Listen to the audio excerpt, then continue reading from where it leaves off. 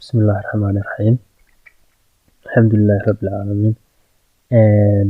sidaynu muddo hore ku ballansanayn waxaanu u ballansanayn inaynu wax badan ka baranno ama aynu ogaano labada suuq ee ugu caansan dunida ama ugu waqti xaadirkan aadka loo isticmaalo ee la yiraahdo cryptocurrency iyo suuqa la yiraahdo forex waqti xaadirkan aad loo isticmaalo. labadan suuq waa labada suuq ee ugu waaweyn dunida oo dhan maanta laga ganacsado, Soomaaliduna ka ganacsato runtii. Kolkaas suuqan waxay isweydiin leh sidee baad u fahmi kartaa, sidee baa ugu macquulsan ee aad u fahmi kartaa suuqan. Runtii suuqan haddaad doonaysid inaad fahantid waxaa khasab horta inaad si caqliyeysan u fahansan tahay labada kaad ka ganacsanaysa, ama forex hada ama cryptocurrency hada. Inagu hadda waxaan awood saari doonaa insha Allah taala cryptocurrency oo ah suuqa hadda inka aadka loo isticmaalo oo isna si fiican loo ganacsado oo maxaan ku rahdaayay suuq hadda caan yahay. forex oo kale waad ka ganacsan kartaa, laakiin isagu waa xagaa ka yar dib badan yahay filayaa cryptocurrency. hadda waynu bilaabi doonaa insha Allah taala qodob muhiim ah oo inta aanad suuqan begelin ay muhiim tahay inaad barato ayaa jira. waxaana kamid ah qodobadaas insha Allah taala halka shaashada waxaa noogu qoran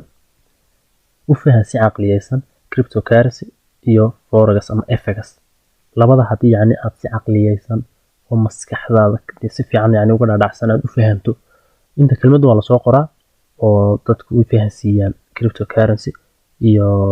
FX labadaba ama forex labadaba dadku u fahansiiyaan oo macallimiin khibrad leh joogta yani. laakiin kolba sida aad u fahanto ma ku xiran tahay. hadii aad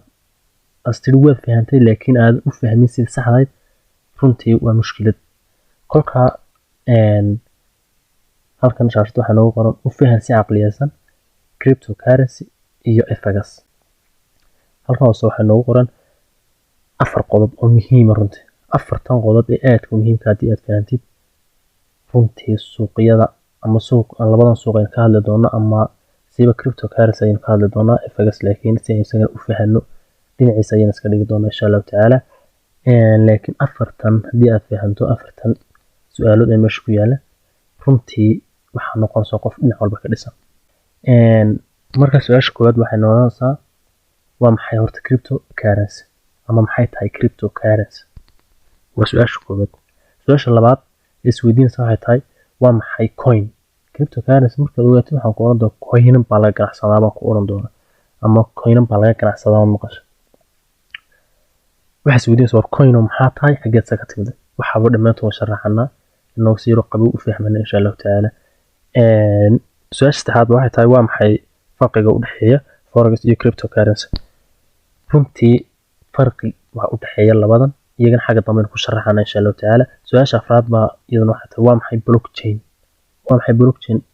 waxay ka muhiimsan tahay inaad fahanto waa maxay cryptocurrency, waxa ka muhiimsan waa maxay blockchain inaad fahanto.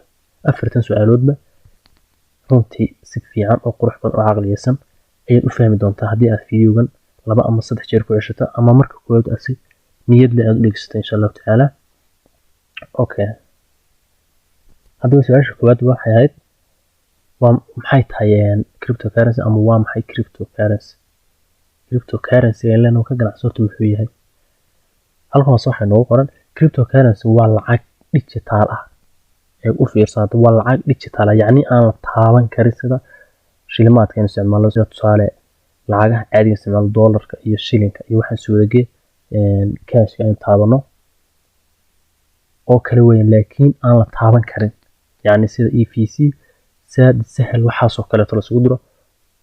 saas oo kale yani weeyaan cryptocurrency da maqasho. cryptocurrency waa lacag digital ah waliba shilimaadkeenu isticmaalteen waqtigii hore ee sideedamaadkii wixii ku hore cid isticmaal jirto way garanaysaa runtii. waa shilinka yarad aragto imika ee yar ku ciyaaraan oo digital weeyaan. cryptocurrency da maqashid waa shilin digital ah oo yani la taaban karin weeyaan. waa shilimaadkii waliba in waqtigaas hore u isticmaal jiray lacag ahaan ayaa hadda dib la isku afkartay iyagoo digital la isticmaalo, laakiin lagu heshiiyey in lacag ahaan loo isticmaalo ama loo adeegsado. cryptocurrency haddaad maqashid qodobka koowaad fahan. qodobka koowaad hadii aad fahanto runtii cryptocurrency waxbaad ka garanaysaa eeg sidii loo isticmaalayo umuurihii kala ku hadho laakiin waxay tahay baad garanaysaa maxaynu waa shilin ama waa shilimaadka aynu isticmaali jirnay waqtiyadii sideedimaadkii wixii ka horreeyey meelaha qaar hadda waa laga isticmaalaa waa kii oo digital ah oo lagu heshiiyey in lacag ahaan loo isticmaalo yani digital ma ku leeyahay aan la taaban karin oo electroniga weeyaan cryptocurrency-ga lagu sheegay dhammaantiis waa intaasi okay su-aasha labaad waxay tahay waa maxay coins ama coin waa maxay horta kelmadda coin inta garanaysa kelmadda coin waxa weeyaan shilin ama shilimaad sidaan kuu sheegay coin baa la dhahdaa cryptocurrency marka la isu wada geeyo magaca guudna coins baa waxaa la cryptocurrency baa la dhahdaa coinanka marka la isu geeyo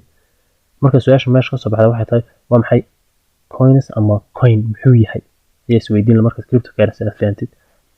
coins waa shilimo ama waa shilin digital ah oo lacag ahaan loo isticmaali karo yacni waa cryptocurrency waa magaca guud laakiin marka mid mid loo kala qaado sida ama pound ama dollar lacagahaas oo kale yacni waa lacag walba magaceeda gaar u wadataa laakiin maxay ka sameyn yihiin in ay yihiin lacago sidaas daraadeed cryptocurrency waxay usii kala baxbaa waa coinan isku coino fara badan oo lasu keena waxa la isku dhaha cryptocurrency okay dhammaantood coinanka ama shilimaadka kala duwan marka la isku daro dhammaantood magacaantooda xagga dambe ku sheegi doonaa dhammaantood marka la isku daro ayaa waxaa la yiraahdaa cryptocurrency yacni marka la isku daro coinanka ama shilimaadkan magacyadooda kala duwanaan doona ee bitcoin ethereum cardano solana waxaasoo dhan leh markii la isku daro waxaa la isku dhahdaa cryptocurrency haddaad maqashid waa lacag shilimaad ah shilimaadkaasi magacyo ayay kala leeyihiin waa sidii kala bixbixi doona runtii okay tusaale ku siinaya tusaale ahaan waxaa ka mid ah yacni coinanka ku sheegayay ama cryptocurrency lagu sheegay waxaa ka mid ah cryptocurrency iyo coin horta waa inaad kala fahansan tahay siin xag hore kusoo arkinay waa inaad kala fahansan tahay cryptocurrency waxa weeyaan coinanka markii la isu geeyo magaca guuda ka dhexeeya waxaa la dhahdaa cryptocurrency laakiin xabad xabad marka u tilmaamsid coin baa ama coins baa la dhahdaa runtii tusaale ahaan bitcoin ethereum solana dogecoin cardano iyo kuwa kaloo fara badanba oo ilaa 2000 hadda gaaraya oo magacaanta kuwa leh ayaa waxaa la dhahdaa coins baa la dhahdaa dhammaantood waa coinan magaca guud ay wadaagaana waa cryptocurrency saa u fahan horta haddaan inta u fahansan tahay inay bitcoin tahay coin ethereum oo coin yahay solana oo coin yahay dogecoin oo coin yahay cardano oo coin yahay runtii waxaad kala fahmaysaa coin iyo cryptocurrency marka magaca guud ee ka dhexeeya la dhahaa laakiin coin ama shilin waa mid ka mid ah iyaga sida tusaale bitcoin oo kale bitcoinna waa coin inaad fahantaa ayaa jeclaan haddii hore usii socono su-aasha saddexaad waxay tahay waa maxay farqiga u dhexeeya forex iyo cryptocurrency forex iyo cryptocurrency-ga aad maqashay waxay farqiga u dhexeeya waa su-aal aad u muhiim runtii forex waa suuqa kor iyo hoos looga faa'iideysan karo runtii waa suuq kor iyo hoos labadaba looga faa'iideysan karo waana ka dhib badan yahay marka loo eego cryptocurrency waa run uu ka dhib badan yahay waayo suuqa buyna waa looga faa'iideystaa sellna waa looga faa'iideystaa forex labada dhanba waa looga faa'iideysan karaa waa loo geli karaa sidaas darteed waa uu ka yar complicatesan yahay runtii cryptocurrency ama cryptada uu ka yar adag yahay runtii يعني أديك كلام على هذه الفانتي أديك متشتو لكن كريبتو مرة الله إيجو وفورجس بحكي كريبتو كير فضول رنتي أطلب كريبتو يدم حياتي كريبتو كارنسي يد حل دينار وكيليا أي لوجو فائدة يستهرنتي وأنا باي فقط أما باي كيليا أي لوجو فائدة يسته أما كروس عش سوي فهمسو أي لوجو فائدة يعني هل كان هذا فانتي وسؤال آدم هنا forex isaga waxa looga faa'iideystaa laba dhinac haddaan sel u galo oon soo qaato lacagta tusaale laba lacag aan kala bedelayo oon sel u galo faa'iido ayaan helaya qasaarna waa igu dhici karaan bayna faa'iido u helaya qasaarna waa helaya laakiin cryptocurrency waa suuqa kaliya ee kor looga faa'iideysanayo yacni kor un bayada looga faa'iida meel hoose ka galata shilinkii baad iibsanaysaa marka shilinkii iibsato ama coin ama bitcoin markaad iibsato ama bitcoin ama ethereum ama solana markaad mid kamid ah aad iibsato eed ka iibsato iyadoo marasal tusaale $2 hadduu $1 yimaado oo tira waan iibinaya runtii dee $2 baa lagaa siiyey oo $1 baad ku iibso $1 baad qasaar yacni waa suuq sida tusaale oo kale neefka xoolaha marka saylida la keeno waa la iibsadaa qiimo ayaad kusoo iibsanaysaa neefka xoolaha marka saylida la keeno runtii qiimaha lagaa siiyo waxaad doonaysaa inaad dib ugu iibso qiimo ka sarreeya qiimihii si aad qiimo ka sarreeya u iibso waxaad sugaysaa intuu suuqu qaaliyoobaya ama sayladu qaaliyoobo si neefka lagaaga iibsado yacni sida life ah ee wax u fahanno wax u kala iibsano u fahan waxba kagama duwana yacni cryptocurrency waxay kaga duwan tahay neefka xoolaha maanta iibsanaysid ama waxa caadiga suuqa kasoo iibsanaysid ee dib usii iibinayso ma laha runtii tusaale aan ku siinaya haddaad imika neef soo iibsato lagaa soo siiyo 300 shilin ama 30 shilin oo Soomaali lagaa soo siiyo tusaale 300 shilin baa lagaa soo siiyey lacag 300 shilin waa yartahay laakiin tusaale weyn 300 shilin baa lagaa soo siiyey neefkii waxaad ka geysatay gurigaaga runtii waad iska dhaqday kadibna waxaad la socotay dhaqdhaqaaqa saylida maalin walba wixii ku kordhaya dadkaad weydiinaysaa neefka xoolaha noocaas inuu maraya inta waxa lagu tusaale 600 maraya maanta oo xilliga carfo kale kusoo beegantay 600 baad neefkii baad iibgeysay 600 baad siisay yani halkan maxaad ka faa'iiday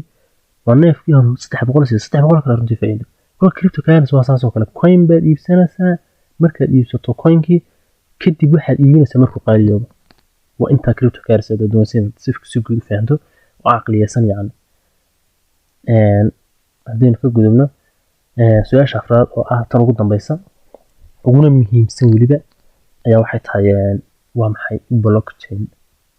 blockchain haddaad maqashay iyo haddaadan maqalba waa shabakada ay ku dul dhisan tahay cryptocurrency iyo suuqyo badan oo kale weliba cryptocurrency waa mid ka mid ah waxyaalaha ku dul dhisan blockchain ayaa haddaba muhiim tahay inaad fahanto blockchain waa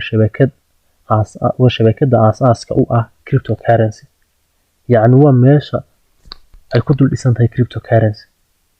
blockchain waa shabakad asalkeedu ama shabakad loogu talagalay waxa weeyaan in si security ay wax u ilaaliso oo wixii lagu qoro aan laga bedeli karin macnaha dawladaha way ka madax bannaan tahay tusaale lacag imika marka lacag la kala bedelo dawladaha faraha kula jira meel walba dawladaha faraha kula jira wax walba dawladaha ka dambeeya laakiin blockchain wax dawladaha ka dambeeysa malaha cid ku ogaanaysa malaha cid ku dibadgalnaysa malaha waxaagana cid bedeli karta malaha runtii blockchain wixii lagu dul dhiso waxay samaysaa chains bay samaysaa oo isku xidhan daatada cid kale ma bedeli karto xataa haddaad dhul ama meel aad doonaysa inaad sharciyeyso blockchain waa ku sharciyeyn karta iyadoo nidaam contract aad raacaysid kolka cryptocurrency waxay ku dul dhisan tahay oo qiimaha u yeelay way waxa kale kaga duwan tahay way magaceeda la baxday waxa weeye ku dul dhisnaanshaha ay ku dul dhisan tahay blockchain runtii blockchain waa shabakad aad security-ga loo adkeeyey oo high security runtii kolka blockchain gaar baan uga warrami doonaa laakiin imika presentation waxaan ugu talagalay inaad ku fahanto afartaas su'aalood ay ahaa waa maxay cryptocurrency waa maxay maxaa farqiga u dhexeeya cryptocurrency iyo forex iyo waa maxay blockchain runtii fiidiyoga haddaad in yar ku yeel 2 jeer ama 3 jeer ku ceshato waxaa ku iftiimaya cryptocurrency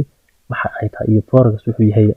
weli forex si fiican ma sharxin waayo cryptocurrency doonayna inaynu wadadeeda qaadno kolka cryptocurrency